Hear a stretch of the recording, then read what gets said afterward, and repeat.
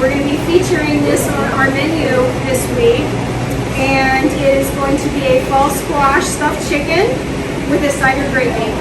So the first thing you want to do is prepare your stuffing. So what I have here is a corn squash, and you can use any type of fall squash that you would like. You would mix it, you can mix them up. But what you want to do is you want to season that and roast it a little bit in the oven. Then we have some breadcrumbs here, and you can buy these pre-made or you can make your own. And we're just going to add that squash, that fall squash, to your bread mixture. We also have some diced celery. So you can, as you can see, we're adding all the celery to that. We have some diced onion as well. And you can make this a day ahead of time. It'll hold in your refrigerator just fine. We've got a little parsley here. We're going to add that to it. And I also have some sage. So we're going to put some ground sage in there. Always smells like the holiday. We have some chicken broth as well.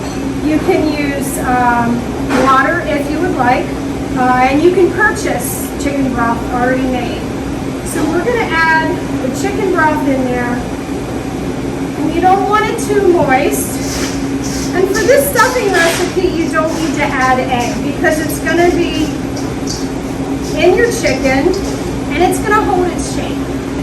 So you just want to add enough liquid until your stuffing mix comes together.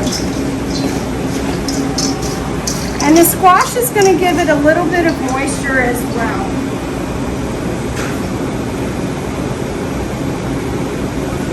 This is a nice dish if you just wanted to bake it in a casserole and serve it as a side. This application we are going to put in our chicken breasts.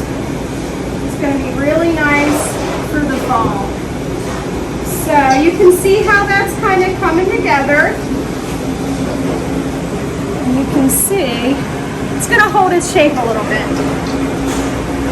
So we're going to let that sit, and then we're going to prepare our chicken breast for the stuffing part of this recipe. Now we're going to get ready to assemble our chicken.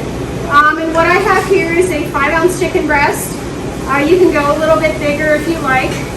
But what I like to do is take a piece of plastic wrap. You can also use a baggie. And we're going to pound that chicken breast out nice and thin so we can stuff it. So I like to just fold that over and you don't make a mess on your counter, just a little bit neater. And it actually helps to hold the chicken in place. So we're going to pound that nice and thin.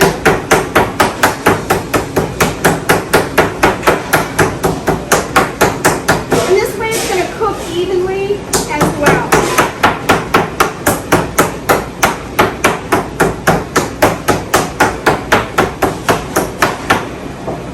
So, I think that looks pretty good. You can see it's nice and thin, even thickness the whole way around, so it's going to cook evenly in your oven. So now we're going to stuff that chicken with our stuffing that we made earlier. So here's our stuffing. It sat for a while. You can see it's kind of holding its shape, which is perfect. So we're going to use the inside of the chicken. You want to leave the nice skin side out. So we're going to just lay that in there. And I like to stuff them nice and full so they look really nice when they cook. All right, and then you're going to gently roll your chicken up there in a little roll. All right, now we're ready to put that in the oven and bake it, and then we're going to start our cider gravy. Now we're going to make our cider gravy. Our chicken is in the oven cooking, and you want to bring that up to 165 degrees.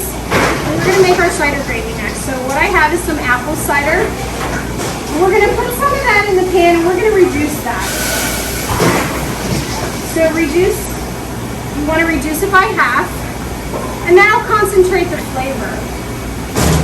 So we're just going to let that cook down for a little bit. And that's pretty much the base of our cider gravy. We've got some roux here, which is equal parts butter and flour.